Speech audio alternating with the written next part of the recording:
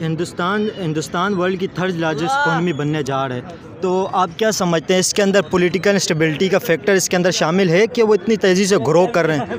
जी, उनकी देखें आप, उनका जितने भी लोग हैं, ठीक है, जो पॉलिटिकल लोग हैं वो सिर्फ अपने बारे में सोचते हैं, अपने मुल्क के लिए सोचते हैं। दुनिया की हिस्ट्री में इस तरह की धांधली पहले कभी नहीं हुई। चले बाजवा चला गया है, ठीक है, बाजवा के बाद अभी जो मौजूद हैं वो क्या कर रहे हैं? आप खून बहाएं, यहाँ पे अपनी आवाज़ को बुलंद करें, इंटरनेशनल मीडिया में अपनी आवाज़ लेके जाएं। हमारी आवाज़ यहाँ क्यों दबाई जाती है? तो इंडिया हमसे पीछे था, हम आगे थे इंडिया से, तो ऐसे क्या वजह है कि हम लोग इंडिया से इतने पीछे जाते जा रहे हैं और इंडिया इस वक्त 5th लार्जेस्ट इकोनॉमी है वर्ल्ड की? 75 ईयर्स से वहाँ उनकी आर्मी ने आज तक इंटरफेयर नहीं किया। वो सिर्फ अपने मुल्क का दिफा करते हैं, अपनी सरहदों पे रहते हैं और जो उनका काम है वो सिर्फ वही करते हैं।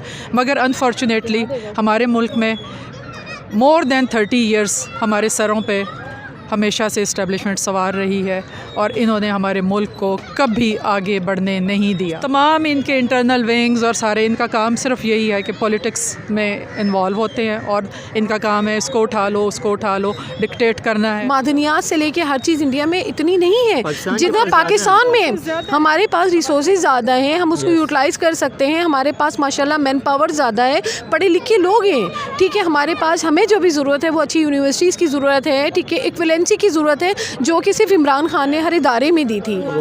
इंटरनेशनल एस्टेब्लिशमेंट है ना, वो बेसिकली वो हमें स्ट्रॉन्ग नहीं होने देना चाहते। वो चाहते हैं कि पाकिस्तान जो है उनके इशारों पे नाचे, और क्योंकि पाकिस्तान स्ट्रेटेजिकल व्यू से जहाँ पे मौजूद है, ठीक है, जहाँ पे पाकिस्तान मौजूद है उसकी जो स्ट्रेटेजिक पॉइंट ऑफ व्यू से पाकिस्तान इंडिया से, चाइना से, हर जगह जो है वो इसके लिंक मौजूद हैं, ठीक है। इसका जो जहाँ ये मौजूद है जिस खत्ते में, तो ये चाहते नहीं कि इस खत्ते को मजबूत होने दें, तो वो हर तौर से चाहते हैं कि इनको जो है वो कमज़ोर कर दिया जाए। हेलो गाइस, मेरा नाम हसनैन खान है, आप देख रहे हैं कंपैरिजन टीवी। इस वक्त हम लोग इस्लामाबाद के अंदर मौजूद है। पीटीआई का प्रोटेस्ट, पूरे मुल्क के अंदर पीटीआई ने प्रोटेस्ट किए हैं। इस्लामाबाद में इस वक्त हम लोग नेशनल प्रेस क्लब के सामने मौजूद हैं। आज की सबसे बड़ी जो ख़बर है कि कमिश्नर रावलपिंडी ने इंकशाफात कर दिए कि मैं अपने ज़मीर का सौदा नहीं कर सकता हूँ। मेरे बाप दादा ने अंग्रेज़ों के ख़िलाफ़ जंग की है, कुर्बानी दी है उन्होंने, और मैं इस मुल्क की खिदमत की है। मैंने रावलपिंडी के अंदर बहुत ज़्यादा मैंने काम भी किया, तरक्याती काम किए और हॉस्पिटल बनाए। इस वक्त मेरे ज़मीर का सौदा ये होगा कि मैं 70 हज़ार की लीड से जीतते हुए कैंडिडेट को हराने में अपनी किरदार अदा करूं। तो मैम आप क्या कहेंगे? कमिश्नर इस वक्त जो सबसे बड़ी रिपोर्ट है, कमिश्नर ने इंकशाफात कर दिए कि धांधली हुई है और 70 हज़ार की लीड से हराया गया। 70 हज़ार की लीड से जीते हुए कैंडिडेटों को कैसे हरा सकते हैं? कमिश्नर रावलपिंडी के बारे में मैं ये कहूँगी कि माशाल्लाह इस बहुत बहादुर आदमी है और हम उसको खराज तहसीन पेश करते हैं उसकी बहादुरी पे। और उसने कमिट किया है कि उसने धांधली में इनका साथ दिया और आखिर उसके ज़मीर ने उसको इजाज़त नहीं दी और उसने कन्फेस किया कि वो इनके साथ शामिल था। मगर ये कि इन्होंने सिर्फ यहाँ ही, सिर्फ पिंडी इस्लामाबाद में ही धांधली नहीं की, पूरे पाकिस्तान में यही है और पूरा इंटरनेशनल मीडिया इसका गवाह है।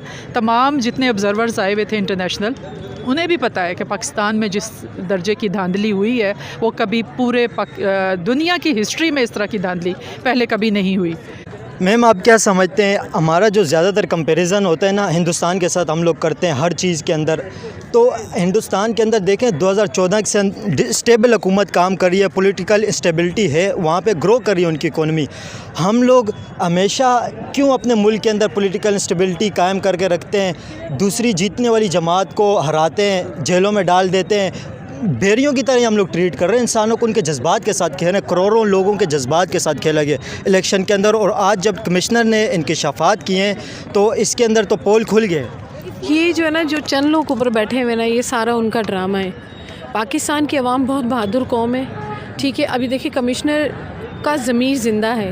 इसी तरीके से देखें आप और कितने जो डिपार्टमेंटल लोग हैं जिन्होंने इन लोगों का साथ दिया किसी मजबूरी में, आप देखें वो किस तरीके से आके आप लोगों की आवाज़ बनेंगी, आवाम की आवाज़ बनेंगे। वो खुद आएंगे, वो खुद बताएंगे कि इस तरीके से हमें जो है दबाया है, हम पे जुल्म किए हैं और हमसे इस मैंडेट को छीना गया है। इमरान खान की हुकूमत एक साजिश के तहत गिराई थी।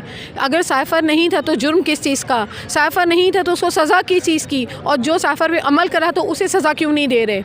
बाजवा से लेके चले, बाजवा चला गया है, ठीक है, बाजवा के बाद अभी जो मौजूद हैं वो क्या कर रहे हैं? भाजपा के बाद अभी जो मौजूद हैं वो उसके उसी नए अमल को लेके आगे चल रहे हैं। क्यों और ये कब तक चलेगा? बंद करें ये चीज़ें। अवाम जो है वो अब इस चीज़ से मुतहम्मिल नहीं हो सकती कि बार बार हम लोग जो हैं वो खून बहाएं, यहाँ पे अपनी आवाज़ को बुलंद करें, इंटरनेशनल मीडिया में अपनी आवाज़ लेके जाएं। हमारी आवाज़ यहाँ क्यों दबाई जाती है? हमारा मीडिया क्यों जो है वो उसके मुंह के ऊपर टेप लगा दिया जाता है? हमारी मीडिया को लेकर, ठीक है, हमारी आवाम बहुत ज़्यादा परेशान है कि ये सच नहीं बोलते। हमारे लोगों को चाहिए कि हम लोग सच बोलें, ठीक है।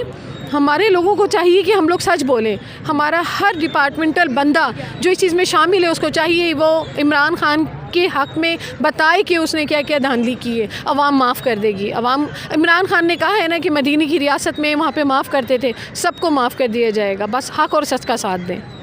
कंपैरिजन इंडिया से हम लोग कर रहे थे कि इंडिया के अंदर जब भी देखें आप 75 साल से जब से इंडिया और पाकिस्तान एक साथ आज़ाद हुए, लेकिन वहाँ पे कभी भी इस तरह नहीं हुआ है कि मिलिट्री ने कू कर दियो। और दूसरी बात यह है कि वहाँ पे कभी भी इस्टेब्लिशमेंट ने मुदाखलत नहीं की है पॉलिटिकल मामलात के अंदर। स्टेबल हुकूमत आती है, काम करती है, अपने 5 साल मुल्क को तरक्की देती है और चली जाती है। हालांकि हम 90 की दहाई से पहले देखें तो इंडिया हमसे पीछे था, हम आगे थे इंडिया से। तो ऐसे क्या वजह है कि हम लोग इंडिया से इतने पीछे जाते जा रहे हैं और इंडिया इस वक्त 5th लार्जेस्ट इकॉनमी है वर्ल्ड की? इंडिया इतनी बड़ी इकॉनमी बन गई है, उसकी सिर्फ एक ही रीज़न है कि वहाँ सही मानों में जमहूरियत है। और 75 ईयर्स से वहाँ उनकी आर्मी ने आज तक इंटरफेयर नहीं किया। वो सिर्फ़ अपने मुल्क का दिफा करते हैं, अपनी सरहदों पे रहते हैं और जो उनका काम है वो सिर्फ वही करते हैं। मगर अनफॉर्चुनेटली हमारे मुल्क में मोर दैन 30 ईयर्स हमारे सरों पे हमेशा से इस्टेब्लिशमेंट सवार रही है और इन्होंने हमारे मुल्क को कभी आगे बढ़ने नहीं दिया, जिसकी वजह और अभी भी सिर्फ ये कि डायरेक्टली या इनडायरेक्टली तो ये हमेशा से ही इन्वॉल्व रहे हैं, मगर ये कि तमाम इनके इंटरनल विंग्स और सारे इनका काम सिर्फ यही है कि पॉलिटिक्स में इन्वॉल्व होते हैं और इनका काम है इसको उठा लो उसको उठा लो, डिक्टेट करना है। और आज तक तमाम रिज़ल्ट्स को जो है इन्होंने इन्फ्लुएंस करने की कोशिश की, तमाम जबर जुल्म के साथ इन्होंने, वरना किसकी ये इंटर्म गवर्नमेंट की हिम्मत थी कि वो इस तरह के मेजर्स ले सकती? जो जुल्म और जबर इन्होंने किया है पिछले 2 साल में, तो वो किसके कहने पे, किसकी डिक्टेशन पे कर रहे थे वो सब जानते हैं। और इस डिक्टेशन का, इनके जुल्म का, इनके जबर का आखिर अवाम ने खामोशी से डिसेंट तरीके से अपने वोट के ज़रिए, जो कि PTI का मोटिव था ना अभी कि जुल्म का बदला वोट से, तो वो जुल्म का बदला वोट से अवाम ने दिया है और इस जुल्म का हिसाब जो है इन्हें एक दिन देना पड़ेगा। मैम, आप क्या समझते हैं हमारे जो मुल्क की इकोनॉमी के हालात हैं ये पॉलिटिकल इंस्टेबिलिटी की वजह से या क्या वजह है? ये यकीनन हमारी जो पॉलिटिकल इंस्टेबिलिटी है ये उसी की ही वजह से है। देखें, अगर हमारी जो हम क्या कहें कि हमारी डिपार्टमेंट जो हैं, फ़ौज हैं, दूसरे हमारे जो अपर लेवल के ऊपर, ठीक है, वो ये समझते हैं कि आवाम का मैंडेट छीन लेंगे, ठीक है, और आवाम को अपने हिसाब से चलाएंगे। कभी भी कहीं पे भी फ़ौजें जो हैं वो जो है ना वो मुल्क की इकनॉमी को नहीं चलाती, ठीक है। आपका वज़ीर ख़ारजा का जो काम होता है वो वज़ीर ख़ारजा को रहने दें, आप क्या बन रहे हैं, ठीक है।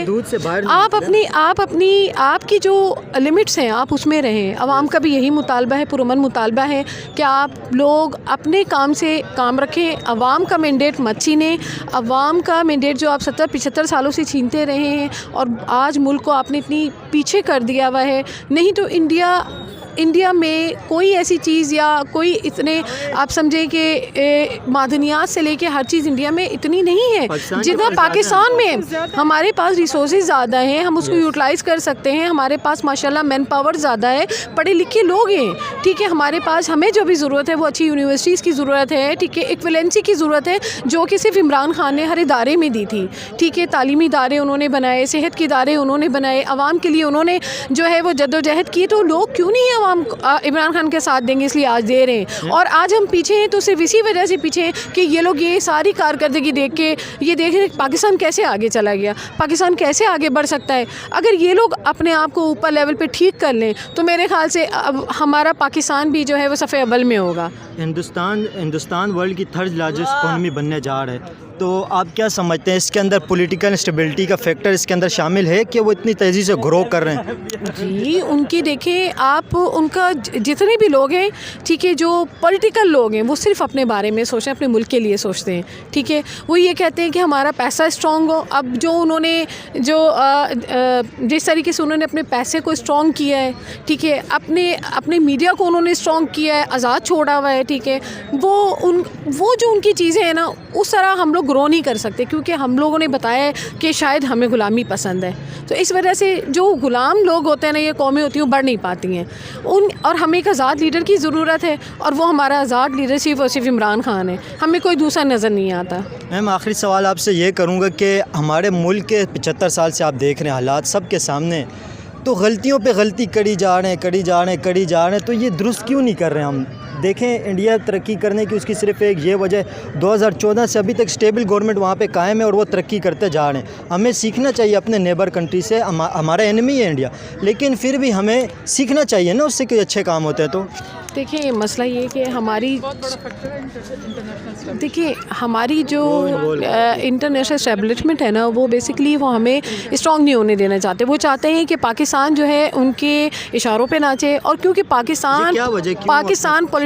पाकिस्तान स्ट्रेटजिकल व्यू से जहाँ पे मौजूद है, ठीक है, जहाँ पे पाकिस्तान मौजूद है, उसकी जो स्ट्रेटजिक पॉइंट ऑफ व्यू से पाकिस्तान इंडिया से, चाइना से, हर जगह जो है वो इसके लिंक मौजूद हैं, ठीक है। इसका जो जहाँ ये मौजूद है जिस खत्ते में, तो ये चाहते नहीं कि इस खत्ते को मजबूत होने दें, तो वो हर तौर से चाहते हैं कि इनको जो है वो कमज़ोर कर दिया जाए। तो इसीलिए इनस्टेबिलिटी इंटरनेशनल इस्टेब्लिशमेंट की वजह से यहाँ पर है। अगर उनका इंटरफेरेंस ख़त्म हो जाए तो पाकिस्तान ज़रूर ग्रो करेगा। थैंक यू मैम, बहुत शुक्रिया। आप इस वक्त हमारे मुल्क के अंदर पॉलिटिकल इंस्टेबिलिटी, बहुत ज़्यादा पॉलिटिकल इंस्टेबिलिटी है, तो हमें इस चीज़ के ऊपर सोचना चाहिए कि मुल्क हमारा किस तरह ग्रो करेगा। इस वक्त दुनिया के अंदर देखें, सिर्फ़ और सिर्फ इकोनॉमी की वजह से एक दूसरे के रिलेशनशिप कायम हो रहे हैं दूसरे मुल्कों के साथ। अभी सऊदी अरब देखें, वो कितना ज़्यादा इंडिया के साथ ताल्लुकात बेहतर कर रहे हैं। वो किस वजह से कर रहे हैं? उससे कोई प्यार तो नहीं है, वो सिर्फ इकोनॉमी की वजह से कर रहे हैं। इकोनॉमी बेहतर इसी वजह से होगी कि पॉलिटिकल इंस्टेबिलिटी होगी मुल्क के अंदर। पॉलिटिकल इंस्टेबिलिटी नहीं होगी तो हमारा मुल्क भी तरक्की नहीं कर सकेगा। बहुत शुक्रिया।